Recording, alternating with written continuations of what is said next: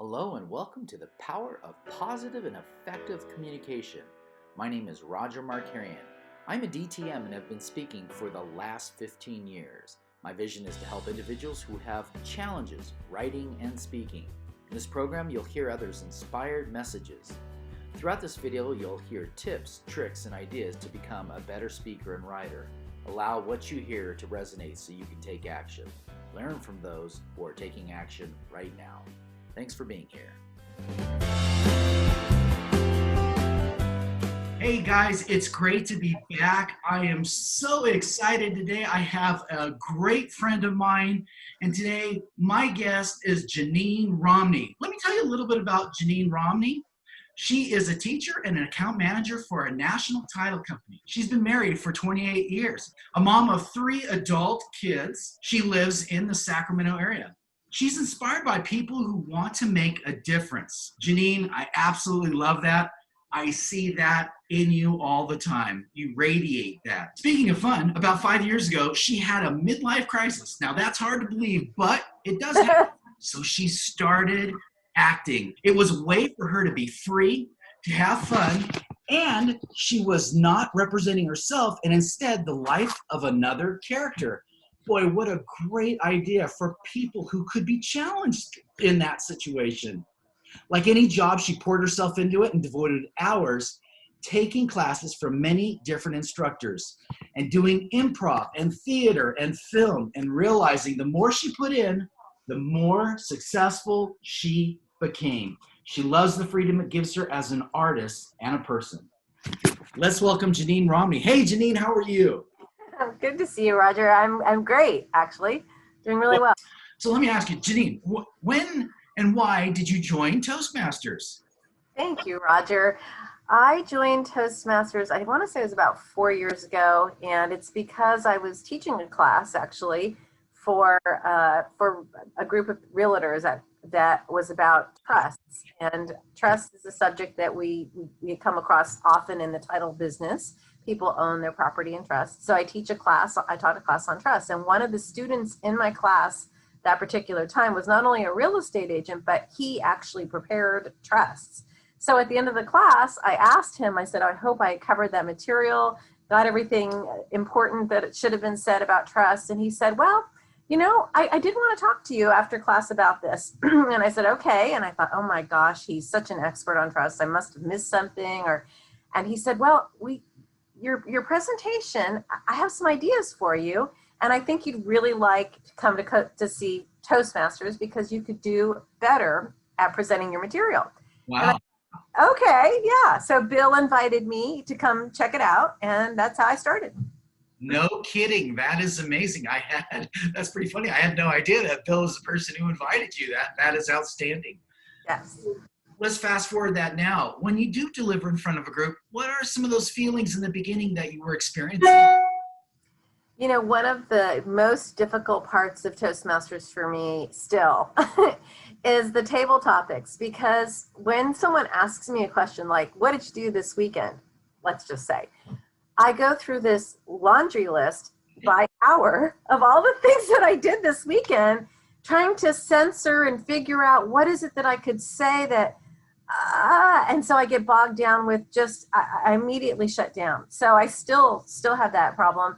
It's easier, but I still have that problem. And I realize that it's really not the person on the receiving end is the important thing, not me. And so even in small groups, even meeting people for the first time, they might say, what'd you do this weekend? I again go to that shut down thing. It's not just about table topics and Toastmasters. It's about what is it that they really are asking me, and really, does it matter to them? So I try to find one thing and expand on the one thing that I did this weekend that might be not only interesting, but something that they could relate to. So it's changed how I shut down when somebody asks me about me. I do fine teaching classes when I know the subject, when I have all the information. It's a piece of cake. I just teach and I already know the answers if they have a question. But when they ask me about me, I'm like, oh my gosh, I start to censor, I start to shut down. So it's helped me with that. God, there's just so many nuggets in there I just want to unpack. But the first one that you did talk about is something that I'm sure a lot of people who want to speak, but they don't speak just because they don't know where to go with it. You talk about shutting down. Explain that. You said a shutdown phase. Share with us what exactly happens, because I'm sure there are people that'll be listening to this that can totally relate to exactly what you are saying regarding shutting down. Share with us, what is that for you? Well, viscerally, just even as you're asking me to talk about it, I can feel myself tighten up. My stomach's tightened up, my chest, I could feel my voice kind of shutting down. So what it means to me is something about taking what I know I have to do is take a deep breath first, because to me, part of it is I don't even breathe. I love that you said just breathe. And I think that is such a huge nugget for people when they speak, or right before they speak, and before they even think of their ideas. If they take a breath in, they might even come up with another way of addressing something. Totally agree. Impromptu speaking is not easy for anyone, because you're totally on your toes. You have nowhere to go in your mind's eye at first, until you just kind of relax. And I love that little nugget that you just gave. And a lot of people don't breathe, and that's the problem. Nicely done. And so when you found yourself in those challenging situations, and you started to breathe, what were some of the other things that started to percolate to the surface to make you feel confident and comfortable to be able to deliver a message? You just mentioned another nugget, which was, I gave one idea. Share with us a little bit about that.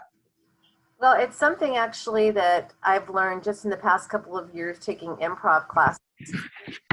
It's not just about the one idea, but it's keeping the one idea and just growing the one idea. So my background is a picture of us going sledding in the snow with our family. So let's say the prompt was, do you want to go, tell us about a snow trip you took. It's not about, okay, it happened in February of whatever year. You know what I mean? It's about, this is my family, and it was so much fun that day. It was a beautiful sunny day. We took this stroll. We took this long walk in the snow. We were throwing snowballs with each other. Actually, I dragged my little niece. So it's about building on that exact moment. It's not about the whole weekend. It's about just adding little details, because we're building a story so people can actually be there with you. And that is what I've learned. I've learned that, and I remember this, that people don't remember, they remember stories. They remember the building of the story, and that taking you there viscerally. It was a freezing cold day. It had just dumped a ton of snow, but it was bright and clear, crystal clear. And I had my hat on and my gloves on, and my little niece was sitting in the air, pull me faster, Auntie, pull me faster. So it's the idea of building on the moment and actually bringing people there. I think that is what I think is valuable in telling any kind of a story. And I think that's what I remember. I remember all the stories from Toastmasters, other people speaking. So I think that's what it's about, is to bring people to where you are, rather than a laundry list of what happened that day. God, I just love it. I think you hit the nail on the head. When you talk about stories, what you're doing is you're bringing life to just a question or a subject. And as I look at that beautiful picture in your background, which is fantastic, even if they're not listening to you technically for what you're sharing, it might trigger a thought of going to the snow with their family. It might trigger the first time that they were in the snow. There are so many things. But when you start to add color to it like you do, because it is a story, you bring life into it. And when you blow life into a picture, we start to feel the emotional energy that's attached to it. Love that. That's a perfect answer. That's a huge nugget for anybody listening. Boy, when you can just share a story and captivate people like that, that's outstanding. You said something, I wrote it down, regarding judging. Boy, I bet there are so many people who don't speak because they're so worried about how someone might judge them. that was also a huge nugget, because I'm sure a lot of people feel that. What is that like? How is it that you overcome it with some of the skills you've attained? You know, I have overcome to judging by watching other people have compassion. And so in our group, in our Toastmasters group, there is no put downs. There are no put downs. So in other words, there are people in our Toastmasters group that I think are just brilliant, and they come from a different culture completely. So they don't speak English entirely in a perfect setting. They don't teach it perfect. They don't speak it perfectly. And because people don't speak English perfectly, I think people are judged for that. They're judged for that. And in our group, we're so open and warm and welcoming. And I'm sure it's this way in other groups too, but in our group particularly, it's really about taking the people from where they are and helping them to improve and to be better. And some of the best stories that people have told, and some of the best information that I received in Table Topics, and not just Table Topics and Toastmasters, came from people who told stories when in their own language, not just in their language, but in English, but with a little bit of their language woven in. And they've told stories about traveling to other countries. And I feel like embracing everybody where they are and taking them from where they are to improve in whatever way that they want is, to me, what stops the censoring, stops me from, I realize everybody's in the same place, everybody's trying to improve, and that's why I like our group. I feel like it's about building everybody up and keeping everybody accountable to helping each other in a positive way. So that has helped me with not being as censoring and not being as concerned about roadblocks, especially in a time when people can't travel. I feel like we're not able to travel to other countries. We're not able to travel far from home at all because of the COVID thing. And because we're not able to travel right now, being able to travel vicariously through people who in other countries who are on our within our Toastmasters visiting, or even just local people getting to share their stories, I feel like I'm with them while we're on these classes online. Thank God that this option is available, because we still get to mix, we still get to socialize, and most importantly, we do get to still learn and have a great experience together and help each other grow. Even during this challenge time, we are still working on ways to improve ourselves. How inspiring to know that you don't have to sit in a corner. You can just get on a call and you can just be yourself and start to grow. I love that you said everyone is there to help each other improve. How many times have you felt like you bombed at something at a meeting and you immediately got feedback and you thought, maybe I didn't do so bad? Have you ever experienced that? Oh yeah. And I've learned so much about, it's not just about me and what, actually I've learned this, it just not only helps me with Toastmasters, but it helps with my job and helps me with talking to people. And one of the things I learned about was asking questions. So when you talk to people, so I used to teach these classes and I used to pack in an hour's worth of information, trying to get them to learn all the important things that I think that they needed to know in my classes. And then I've realized that it's really not about me trying to put all this information, but it's about them having a positive experience.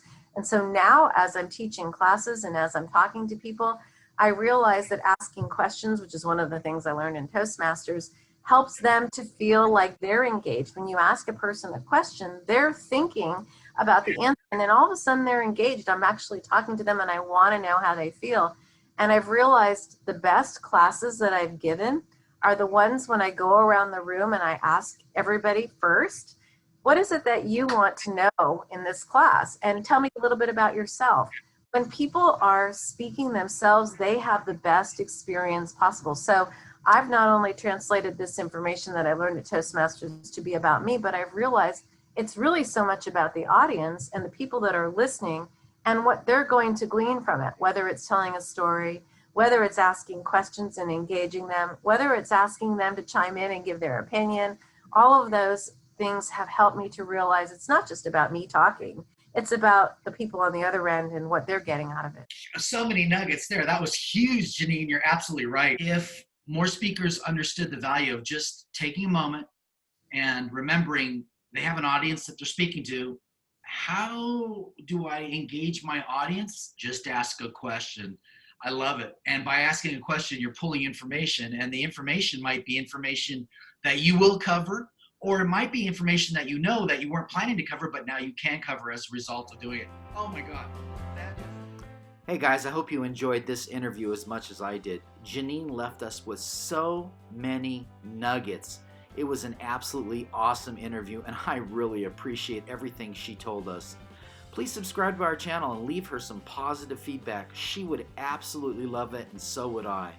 If you'd like to get a hold of me, or if you'd like to speak on our channel, send me an email to inspiredbyspeaking@gmail.com. Again, thank you for joining us. Don't be afraid to share this message with someone else, and here are a few nuggets that Janine left us with today. You guys have a great day, and thanks again for your time.